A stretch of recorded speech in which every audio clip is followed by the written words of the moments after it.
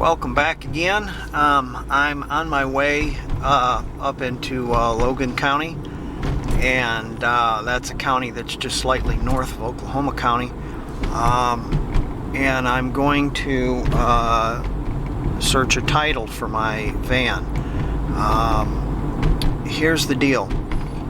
In Oklahoma County, it's a big county, and they will not budge on titles. Either you have a title or you don't have a title. This vehicle did not have a title. It does have a title, but here's another thing, man.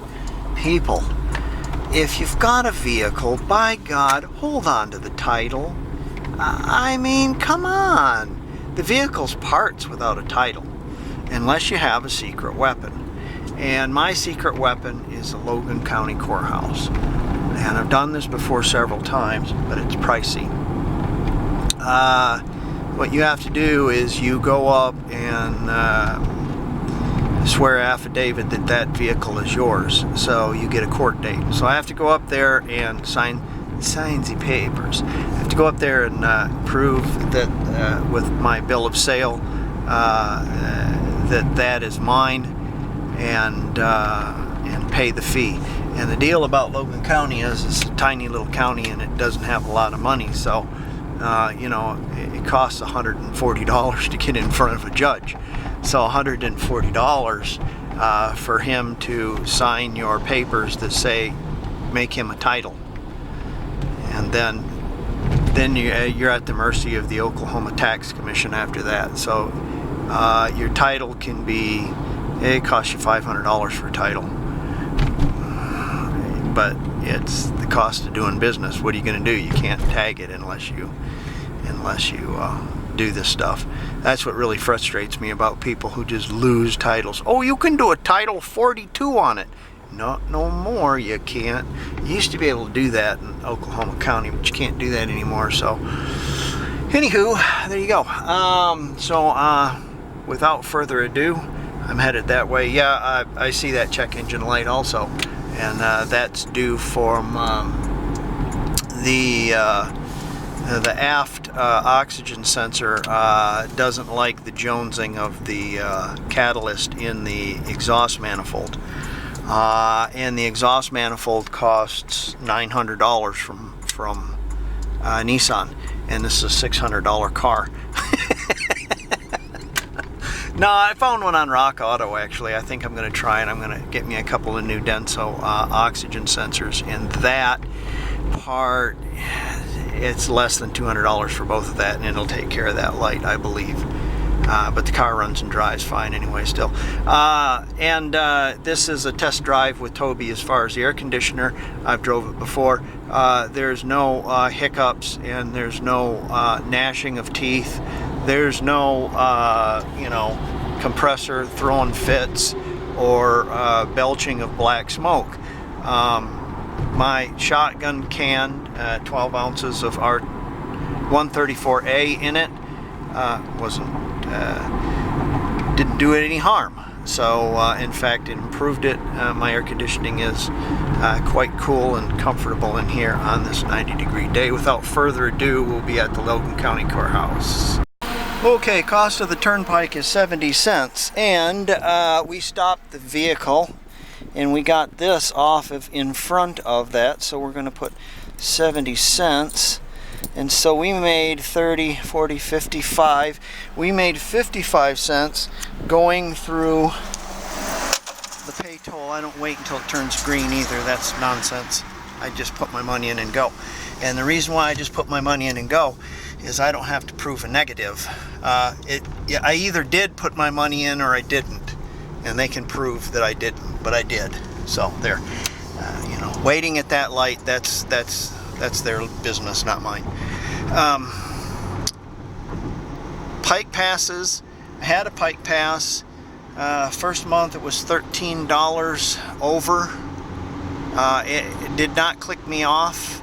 The Turnpike took me all the way to Tulsa, charged me, and a couple of times, and it was $13 total. I went down and complained. They took it off my bill. The next month they did the same thing.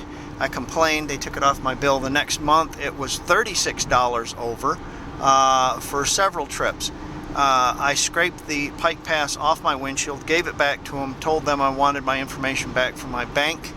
The next month they charged me again from my bank, and I had to go down to my bank and close that account with them. It's a scam, folks. Okay, where does all that extra money go to? That's just me. You know, $10, $20 a month extra. How many thousands of people run on this turnpike? Where does all that go? Secret offshore accounts. When you chuck your money in the kiosk and it doesn't turn green, you know, the light turned green, and you're from out of state and you keep chucking quarters in there and you put $3 worth of quarters in there for a 70-cent toll, where's that extra money go? Secret offshore accounts. I don't buy it. Stop, collect their money that's thrown around out there. People just throw their money out there, whatever. Collect the money, run on the turnpike free, and don't be bothered with that government nonsense. Have a nice day for that tip. Before you go to the courthouse, stop in at the tag agency and give them the VIN number to make sure it's not stolen. They also have the appropriate court papers, so when you go into court, yeah, you got them. Leave your pistol in the car or you'll end up like these boys. And remember that this is you have to what's the word I'm looking for? Don't go in this place with shorts if you're going to going in front of a judge. I'm not going in front of a judge right now. I'm just paying for the audience. The judge will be next month. It's always a month later. If you go in front of a judge, yes ma'am, no ma'am, you wear shoes, you wear pants, you wear a button-up shirt. The judge doesn't give a rat whether or not you get a title for this car or not. But if you're polite, if you're nice, if you're kind, if you speak when you're spoken to, if you have the paperwork and you pay your money, there's no reason why he or she will not sign the papers that I have. So, in and let's get a date.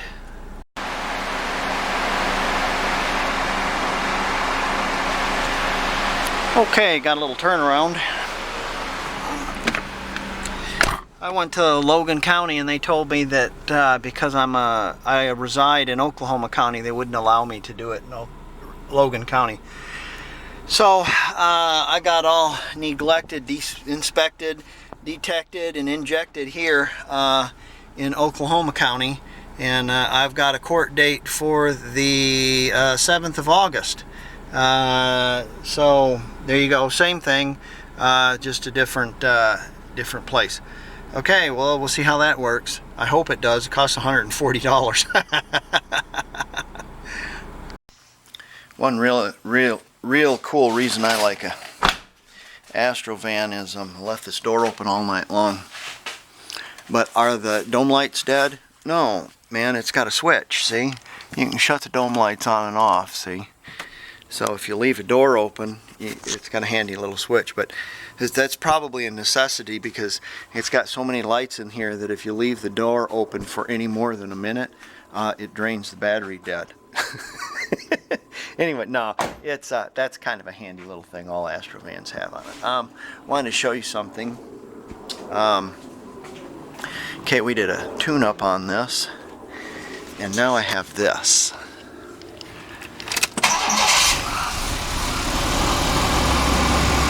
See that? Okay. What's probably happened is down there, in order to get that plug in there, you have to pull a plug off the knock sensor, and it kind of wiggled around a little bit. So I think maybe that, or all the Hershey drops I knocked off of my back of my valves.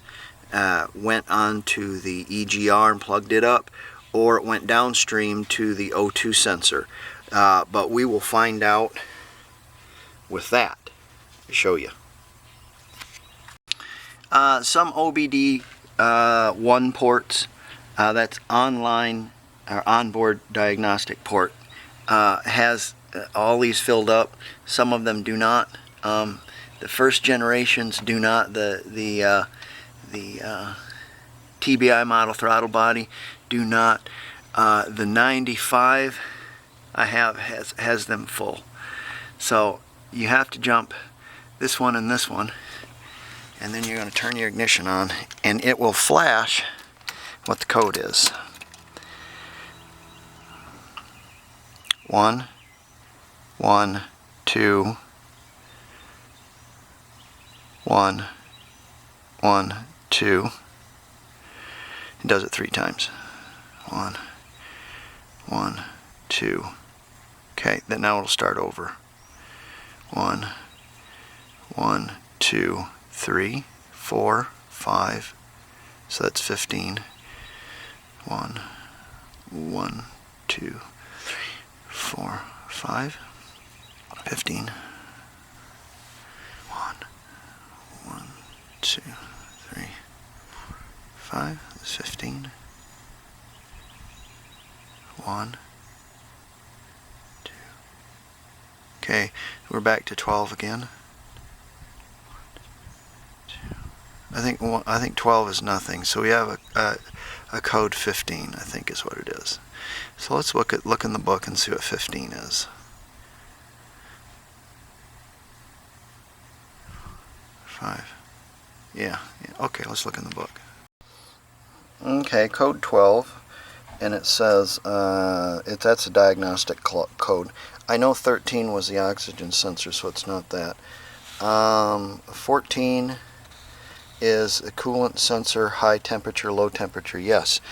The PCM is not picking up whether or not there's no signal essentially from the coolant sensor. And oh, I think I know why. I have it disconnected. Yeah, I disconnected it because I wanted, that's it. It didn't do anything. I just simply disconnected it because I want to take a picture of it to find out. There's 3 or 4 different sensors before I ordered one, and so yeah, that's what it is. Well, let's go plug that back in. It doesn't read on the gauge, but evidently it is giving a signal to the ECM. So let's plug that back in. Yeah, there you go. All right.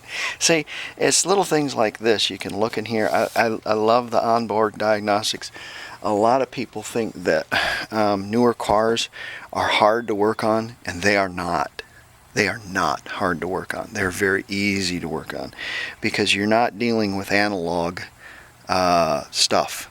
You're dealing with fuel injection and all that it entails. I don't know if I've ever given you my diatribe on fuel injection, but it's absolutely wonderful. Car manufacturers did this to start passing EPA, and when they came up with a viable source for fuel injection that was relatively cheap for the masses, your engine started lasting 200, 300,000 miles, because with electronic fuel injection you're not washing the oil off the cylinder walls. Cool, huh? So EPA come up with this deal to pass to get better emission controls. The automotive manufacturers met that, and at a very reasonable cost, and now your car lasts. It thwarted the EPA. It's like now your car lasts 3 times as long and and uses all that much more fossil fuel. All right. Anyways, so to be able to stick a paper clip in that, or plug it into a port and read a code and replace a oxygen sensor, a throttle position sensor, knock sensor, that kind of thing. Used to be they had carburetors, and they were 3- and 4-stage carburetors with different stages of vacuum switches that worked on temperature, and at 120 degrees it would send this in there and it would change the fuel mixture, and at 150 degrees it would shut that one off and change to another fuel mixture, and you had a wad of vacuum hoses like this that would run all that stuff. So this is so much easier. It's so much easier than a mechanical carburetor. Okay, fixed it. All I got to do is plug that in, but I've got another coming, so we're good. I didn't know what that was. In fact, I tell you what, we'll do that right now. I'll bet you it's still off.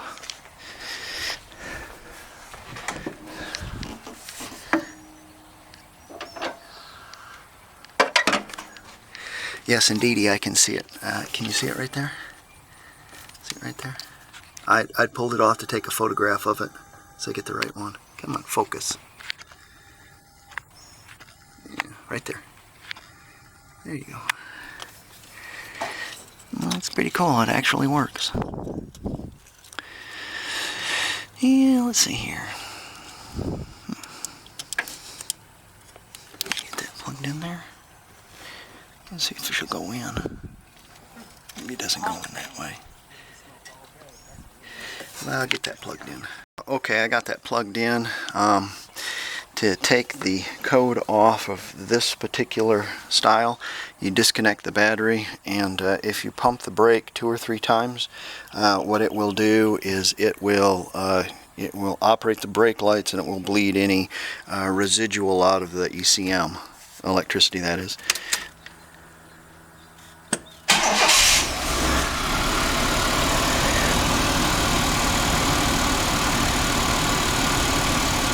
Well, it seems to like that. My anti-lock brake light comes on every now and again too. I think I haven't really driven this. It might have air in the system. It might be because it's sat for so long.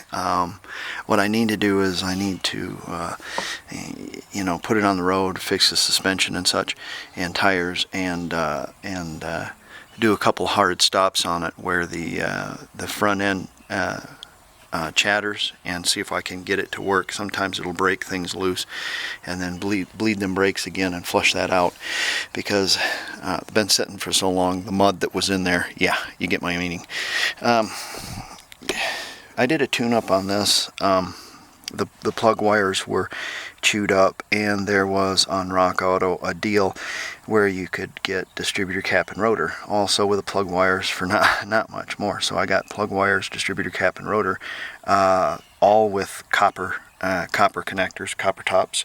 This one had aluminum tops, the old one did, and I got new wires on there also.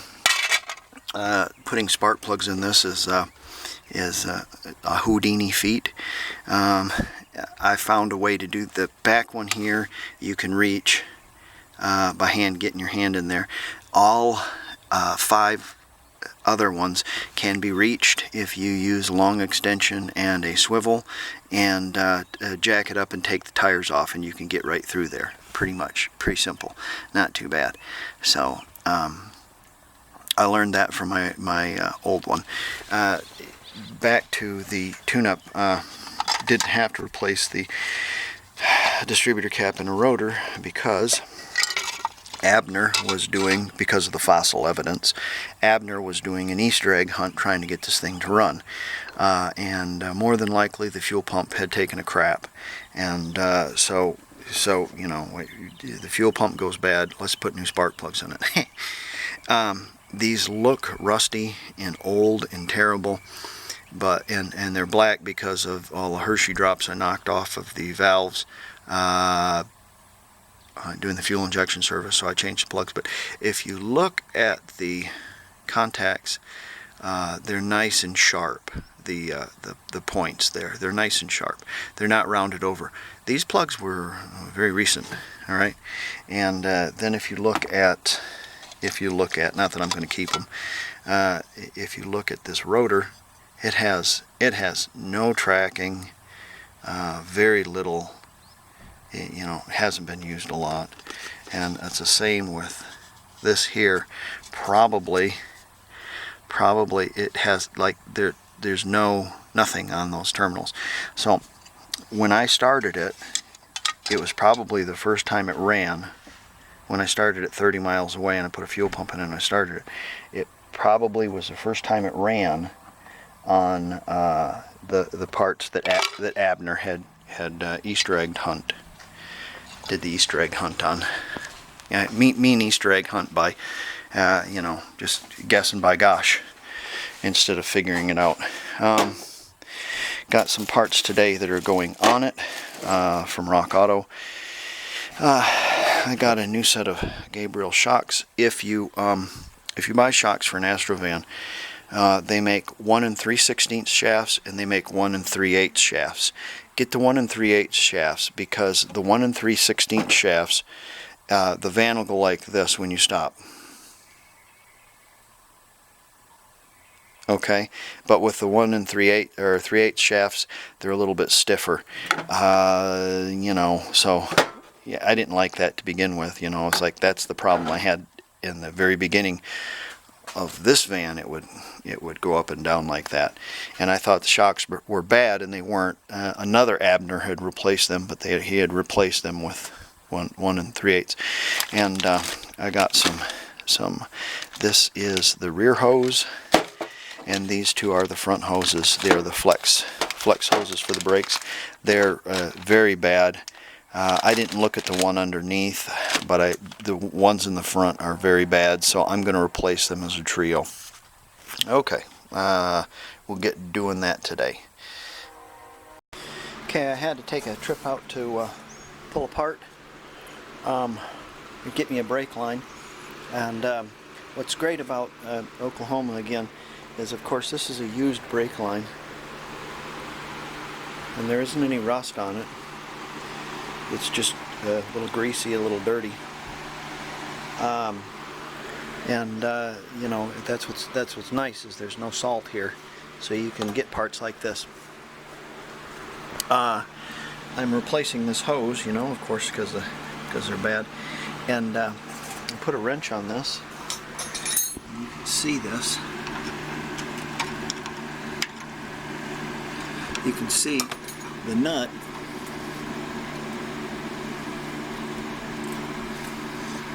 It just broke in half. So we have to replace that brake line.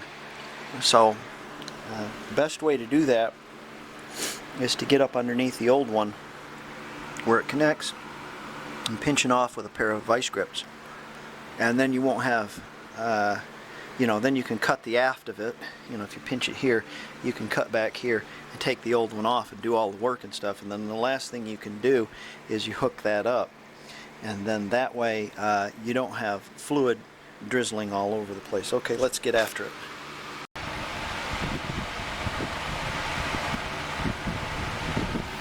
Here's the old shock. I took it off, and I actually had to break off the top of it, but when I started twisting it, all the gas charges coming out of it, or whatever the charge that's in it. You can see that the shaft on this one is considerably smaller than the shaft on this. Is an inch or this is, I don't know. It says 1 3/8 and then 1 3/16, but this is not 1 inch, so I don't, maybe it's piston size, but it has to do also with the shaft. Is the piston size is attached to it. Anyways, this has got a bigger shaft and a bigger piston. It's a bigger body and a more robust shock. And I've learned from experience on that that you know, for a couple dollars more you can get this, and I think they were 16, maybe 14 bucks on Rock Auto or something like that, opposed to the $10 ones like this. But the front end's like do that stuff. Okay, we got our brake line on. Not too much gnashing of teeth to do that. And since I used an original line, that's not brake fluid on there, that's oil. I kind of cleaned that up and put a little oil on that line. It looked a little corroded. I mean, the line wasn't the spring around it. Because I used the original line, I was able to use the original holders, and so everything went back into place just beautifully. So that ought to be fine. Here's the other shock I got off. See anything wrong with that? Here, let me compare. Let me compare. What's missing? I don't know. What is it? It apparently it got froze up and snapped off. So this is long before I got it. So I don't. Anyways, so I got our new shocks on, got our new lines on. Was getting up underneath here, and I seen something that looked very boogerish. So I put the old wire wheel to her, and yeah, see that? Those are the lines that are going to the rear heat. So I'm going to have to see if I can find that manifold, or fix it, or fix this one. So, but that's okay. I haven't put my water pump on yet, because I have a line leak back here also that's going to the engine, and I don't have my thermostat switch for it that screws into the block. And see, all this stuff right here you need to check before you go and put antifreeze in it, because when you put your antifreeze in it and it just sprays out all over the place, your $20 worth of antifreeze is gone. So that's why I always check everything with water. Now I know why this was short on water, why it didn't have a lot of water in it. It's because it's leaked out right there. Okay, good. Well, at least we found it. Yeah, check out that stuff. For something completely different. I buy my toothbrushes online because you can't find these at anywhere, and I really like these, and the fact that they're this. Most toothbrushes are soft, and so they don't clean your teeth, so that makes you have to go to the dentist and spend money to get your teeth cleaned. Huh? Okay. Yeah. So we have here a electric toothbrush. It's a no-name brand. The whole toothbrush you can buy for $17, $18, and it comes with 2 of these. Or you can buy 2 of these individually for $14. Got you coming and going, don't they?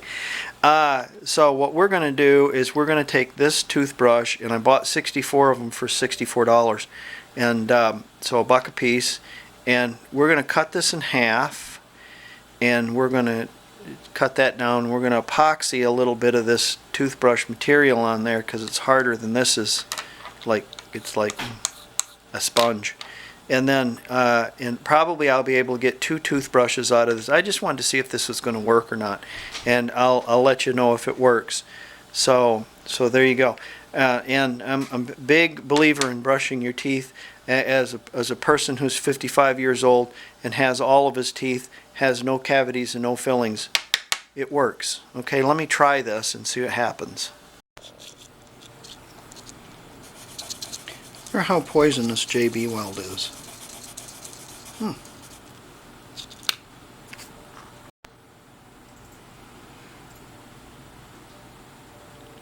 Might be a little long. Might need to trim those down with the razor blade. I'm gonna let that set for a couple of days, and then I'm gonna scrub it with a little brush and get any kind of residual off of it. So I think, you know, it just turned plastic. I think it turns inert afterwards, I would imagine. We'll see what happens. I'll let you know.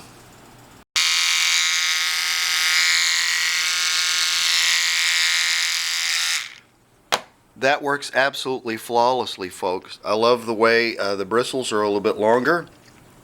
I let this set for 2 days, and then I kind of scrubbed it a little bit. A little soap and water to wash off any residue from the JB Weld, and that's fabulous. The bristles are longer; they get a better reach. They are stiffer, and will last as long as another one. And I've got, you know, less than $1 in it, and a little bit of labor. That's the way to do that. Okay, that was something completely different. I got thinking about that garage door and the bearing, so it says, or so I say, that should be in there. And there was a bushing in there originally, and that's why there's no bushing in there now. Yeah, so it's scary opening and closing. It doesn't have any bushing. The shaft is just rubbing on the outside of this plate here. So I've got it greased up really good, but I bought a new part, and it comes with the worm gear, grease, new pins and bushings and everything. And I think I paid $23 for this, shipped, Mexican made. So I'm going to put this in my yeah, put that in your Funkin' Wagnalls. Yeah. All right, let's get her done.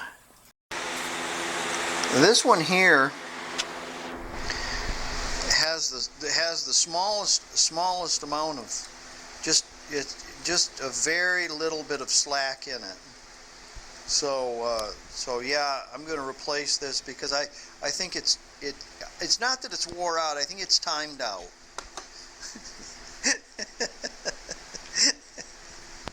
It's completely gone.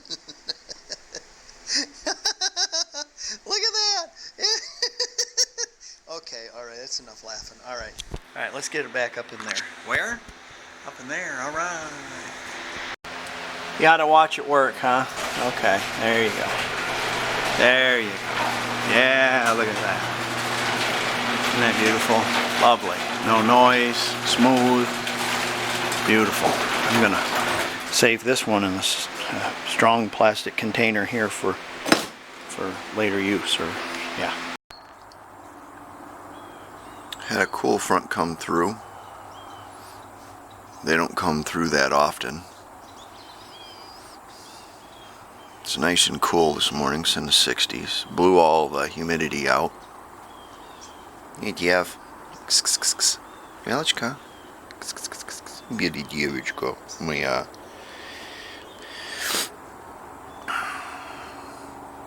Wonderfully cool. You can hear the birds singing. Somebody cut my grass last night. Just a spectacular morning. It's just spectacular. What does this have to do with anything on YouTube? Well, I came out here this morning, have a cup of coffee and watch some tube.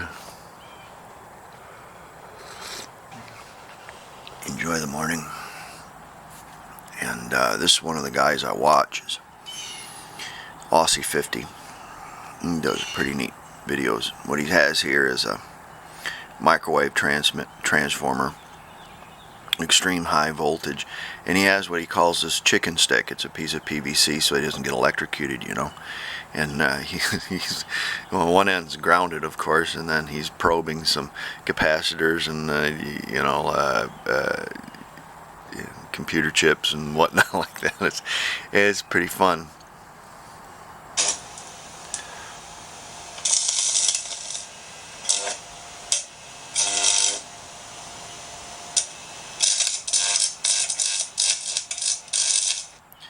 Anyways, he gets some epic arcs. He's an Australian dude, and he also did some really nice washing machine videos of off-balance washing machines destroying themselves. It is not just all destruction videos. He's very technical when it comes to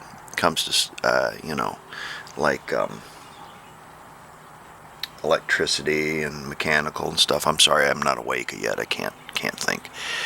And so this beautiful morning and everything. Well, this guy here killed himself this spring.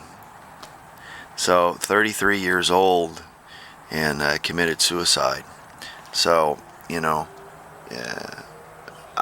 depression, I guess.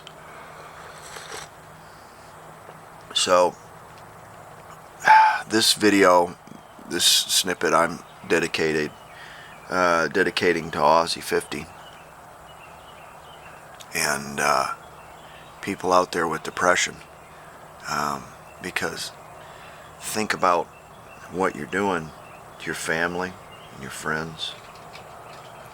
Think about not being able to see that anymore, or sunrise, or freshly mown grass, or smell freshly mown grass. I'm not a very depressive person. I'm try to be positive as I can, but no good comes to that. I don't know what to say. You know, I'm kind of speechless as to far as what he did, and can't enjoy life anymore. And I relish in life. I love enjoying. You know, I enjoy life. I have a pretty good life, and you know, I'm not rich or you know, or anything like that. But the little things, like the birds singing, and the trees, and the grass, and the smells, and the kitty cats. I don't know why you'd want to do that, but depression is a terrible thing. So I'm dedicating this to Aussie 50. Check out his channel. It's pretty cool. So, all right, I'm getting back to work. Okay, we're back to the Astro van. Hey, Bill. Yeah. What you want, Phil? Hand that to me. Let's put two idler arms on this car. Yeah, that'd be funny, wouldn't it, Bill? Yeah, it would. Pass that to me. Yeah, two idler arms, you know. What are they thinking? I don't get it, man. It's like, it's got a conventional front end. What the hell does it need two idler arms on it for? I don't know. But both of them are bad. Maybe that's why. They're in the parts department. Yeah, all right. So we're gonna put these two idler arms on, and I ought to be able to just go like this, and they'll just all magically go on, right? No. There's gonna be much wailing, I'm sure, and gnashing of teeth. I have some heater hose here. Maybe we can. That pipe that comes down kind of comes like that, and then there's a break right there. So no, it's like it comes. How is it? It's like something like that, and there's like a break right here, and this is where the hose is. So I'm thinking I can chop this off right here and stick that hose up on there, this one, and connect it back down to this one. Maybe if I've got some kink in it, I've got this little thing that's like this that goes over the hose that keeps it from kinking. Maybe I can do that and fix the water leak on there. Something magical happened 50 years ago today, and we'll see if anybody's on YouTube listening. Okay, and the magical thing that happened is NASA put a man on the moon using technology in computing that was much less than what's in this telephone. This telephone has more computing power than what was in that what was in the spaceship. I'm sure they probably had vacuum tubes in that spaceship, I would imagine. I don't know. Maybe they did, maybe they didn't. But very, very low power, very little thing. But a couple of things I want to share with you about this magical moment, okay? And it has to do with the lunar lander, the Eagle 1. Okay, yeah, there's the moon, and here's the rocket, right? And Collins is up here. He's not very happy because he has to be up there, you know. And Aldrin and what's his name? Guy that died. Collins and Aldrin are still alive, if you can believe that or not. Armstrong. I don't know where my mind is. So they land this on the moon, and actually I think there was only less than 20 seconds worth of burn time on the rocket for Armstrong to maneuver, and he finally set down. They set down the Sea of Tranquility, and meantime over here, the Russians, they were landing their geez, what's it called? LEM-15 or something. I don't know what it was, and it wasn't manned, and it crashed at the same time. I think Khrushchev was trying to get some space dust before some rocks or something before the Americans did. Well, yeah, it was okay. So the lunar lander, right, it's Eagle 1, it's a little box kind of a thing, right? And then it had, it had some spidery looking legs like this, and then it had some snowshoes at the bottom, right, like this, kind of. Okay, I'm sure you've seen the lunar lander. And, it's had a ladder kind of a thing. Anyways, see if you can tell me what the significance is of this. It's very significant. When Armstrong stepped off of the lunar lander, he did not say, first, that's one small step for man, one giant leap for mankind. What did he say? Okay. And what he said was, he said two things. He says it's going to be a long step, like 3 feet. Okay, and he also said that the moon, the surface of the moon was 1 inch or 2 of dust, very powdery, fine. Then he stepped off and he said it was one small step for man, one giant step for mankind. Why did he say those two things beforehand? Because they were on his mind, that's why. And they were on NASA's mind as all. NASA wanted to know. They really wanted to know, because they designed the spaceship for something. And it has to do with the snowshoes, and it has to do with how far Armstrong stepped off of this ladder. See if you can tell me what the significance is and why it was so important that Armstrong told NASA there was only 1 or 2 inches of dust on the moon, and that it was a long, about 3 feet to get down onto the surface. See if you can tell me why. It has a biblical significance to it. I'll give you a hint. It has a biblical significance to it. Okay, let's get these on there. Oh boy, what fun. I think I'll move this over a little bit so it's less in the sun.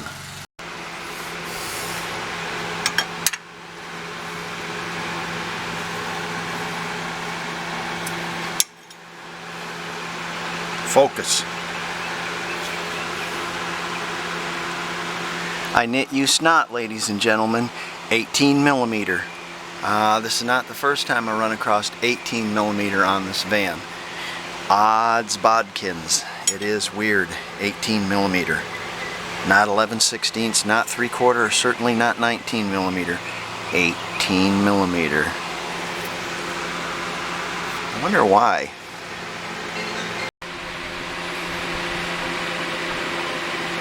Savage.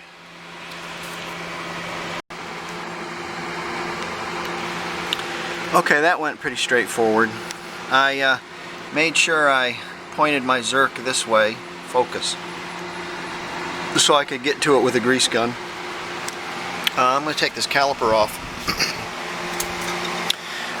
Even though, there's this much brake pad on there, I want to make sure that the pins are greased, and I want to make sure, I'm going to take the cap off and pull this rotor off there. It looks like somebody's put brakes on this, and just because it's really nice and clean under here and there's so much meat, it looks like somebody's put rotors on it, although it's set afterwards for 9 years, in a field they got rusty. but rust doesn't hurt brakes really. That you just want to make sure your caliper's sliding. And I want to look underneath here, because sometimes people, brake mechanics, they don't use a lot of grease, what I'm trying to say. So I want to pull this cap off of there, look underneath there, and make sure he's got the wheel bearings packed right and they're not going to run dry. And if there's not enough grease on them, I'm just going to throw some more grease in there, and that way this will spin for a long time. So let's get this all apart and have a look-see. If you look down in there, there isn't any grease. It's just nothing. So they were very sparse with their grease. So yeah, you know, it only takes a little bit. You got the whole thing up anyway, so take it apart and put some grease in there so you don't have problems. Yeah, it does have analog brakes. How about that? How about them apples? And they work too, I think. The caliper slides, where'd it go? It's gone. It's gone, and I'll have to find it. Fell down into the tire. It has these little round gizmos here, and yeah, I'm going to grease it. I'm going to grease it with some anti-seize. Anti-seize isn't really a good grease to use as far as grease, because it has aggregate in it, sort of like toothpaste. So it's not really a good grease to use for wheel bearings and things like that, or greasing something, or you know, because it will make a friction. But it holds heat well, and I like using it for brake stuff because it holds heat well, and you know, this is sloppier than crap anyway, so it doesn't really matter. But I don't have any heat grease, and that holds heat very well, so we're going to use that. We'll find that other deal there too. Also, when you're, you know, you guys know this, when you're jacking up your car, leave your floor jack in the center. Make sure you have jack stands. And now that's 2, okay, that's 2. I like to have 3. And 3 is when you take your wheel off, throw it underneath the lower A-arm, so if it comes down, it will come down on that rim, and you know, maybe it only pinches your body half and half, you know, not all the way in half when you're underneath it. So make sure work as safe as you can. Jack stands, and I throw a rim underneath there also. Okay, let's get this cleaned up, and we'll inspect those bearings. We'll get them greased and put on there, and get this put back together. Yeah, see, it's a good thing to take this stuff apart, because you can check all that, and then you know. Okay, if you look at the bearing on the right, the big one, it's brown, and it has some discoloration, and it's kind of nice and chrome here, but as it goes up it gets browner, and that's not from staining of the wheel bearing grease. It got hot. Okay, if you look at the outer here, how nice and chrome they are, and they're not scald or burned or galled rather, and these have got galling marks on them, and they're also brown, so they've gotten hot. And the reason why they've gotten hot is because Abner didn't put enough grease in the damn drum, or the rotor, when he put it together. You know, that's why you got to take this stuff apart when someone else does it. Don't let people do your brakes, man. Don't let people work on your car, because they don't give a hoot in hell about you know, they're supposed to, because they're brake mechanics. But it's gotten to a point now where it's all bets off. You're a brake mechanic, okay, that's great. Are you going to put any grease in there? Maybe a tablespoon. So I'm going down to O'Reilly's. Oh, really? And get some wheel bearings, and don't just lay your new wheel bearings on these races. The new wheel bearings come with races, and you have to drive them out. And if you look in here, they'll have an edge right there where you can get a drift, and you can drive them out. Don't use a punch, use a drift. You know what a drift looks like. A drift is round on the end. A punch has a point. Okay, use a drift to get those out of there, and pound new ones in there. You can pound them in with a drift too, but don't use a chisel or a point. So, okay, let's get going here. Okay, I got some Chinesium bearings at and seals at O'Reilly's. Give me a drift.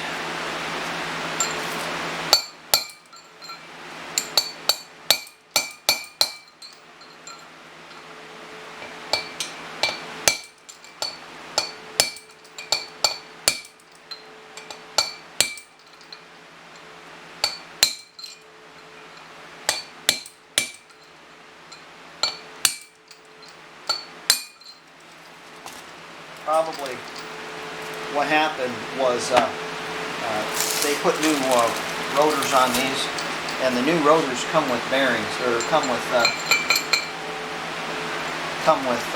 races. So they just threw the old bearings in the new races. Probably.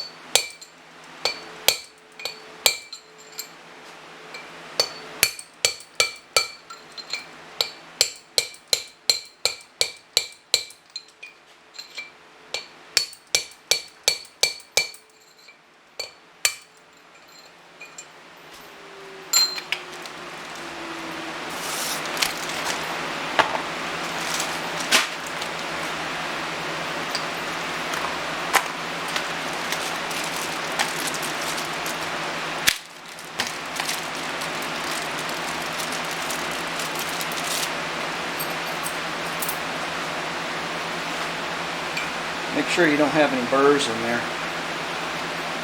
You didn't get errant with your drift. You can find a socket sometimes it's big enough to go in there. Let's see if we can find a socket big enough.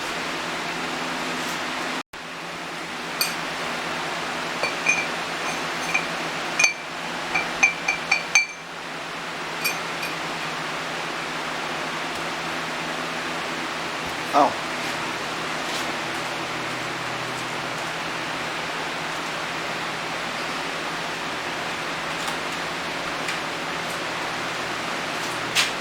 Sorry. Paint the outside of that race with a little bit of, doesn't need to be a lot, just a little bit. Just to keep it from sticking when you're driving it in. We're going to clean this all away though, because like I said, this has got aggregate in it, some sort of aggregate that keeps things from getting stuck.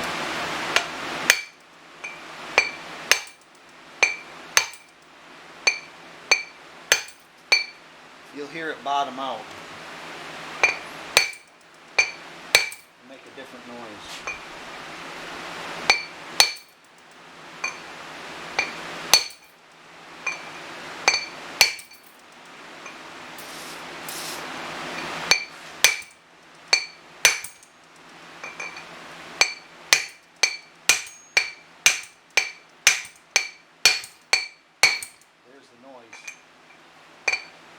Right there. Let's do the other side now. Remember, those mechanics, they get paid by the hour. So they just want to ram her through and get her done as fast as they can so they can get to their next job and get paid. So, some of them are unscrupulous.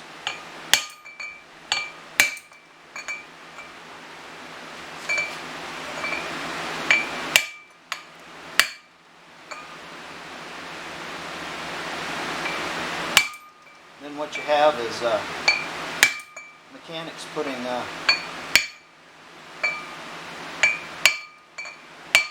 new wheel bearings on old races, or old wheel bearings on new races, I should say. In this case, yeah, listen for the sound, you'll hear it.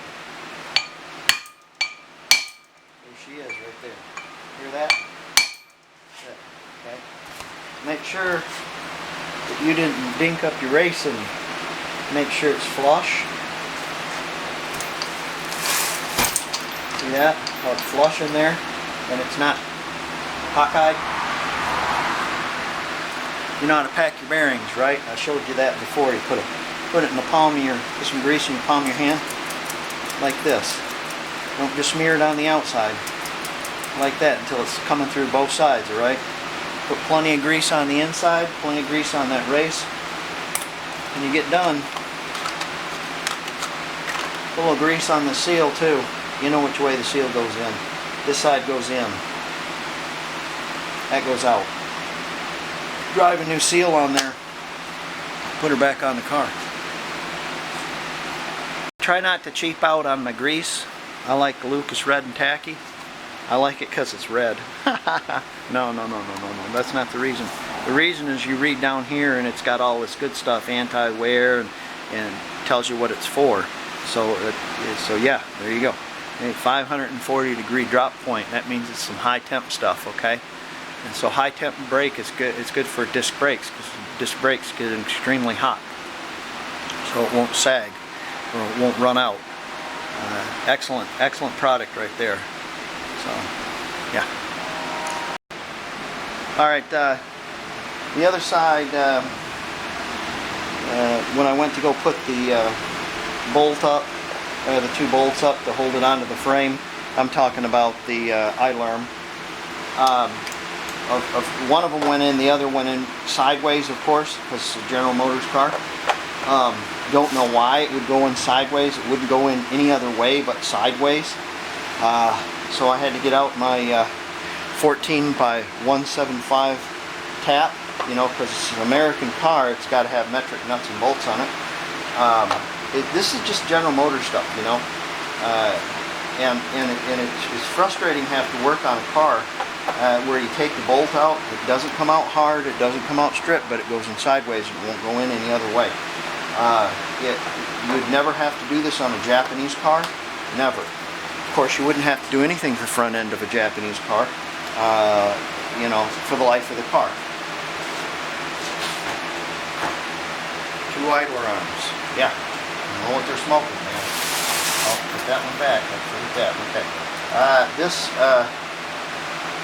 This suffered the same fate as the other. Abner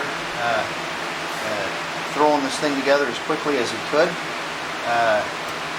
Put just the minimalist amount of grease in the drum or in the rotor.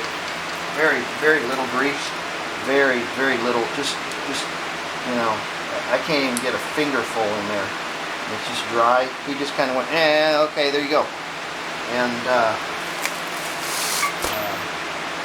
haven't looked at these bearings. These bearings seem to be a little better looking, but I'm still 86 in them for my new bearings.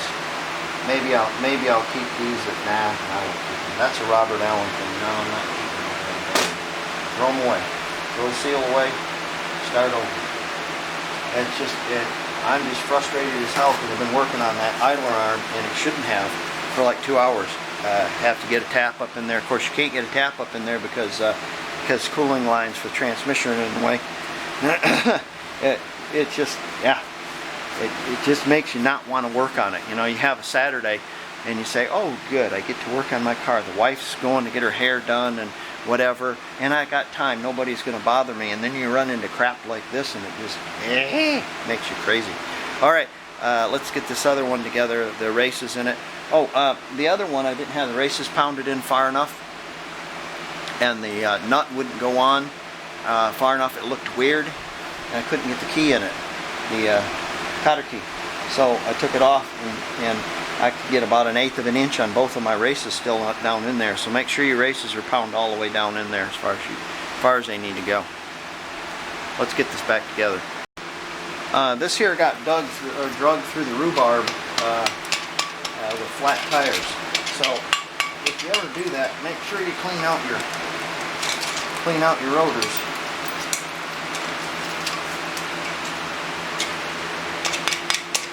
Got a rock in there or something, have to pound it out. Probably a piece of granite, and when I pound it out, it will split the rotor in half. Yeah, your rotors won't cool if they're not cleaned out. That's what those things are for.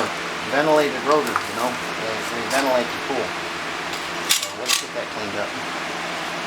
Okay, we got this all put together finally, and there's a water leak up there in a line we're going to have to fix, so I'm going to cut this video off now. Nothing on the Volkswagen.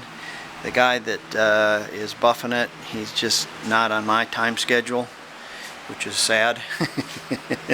So I've got another guy that's going to start working on it, and we'll get her done. Alright guys, thanks for wrenching with me.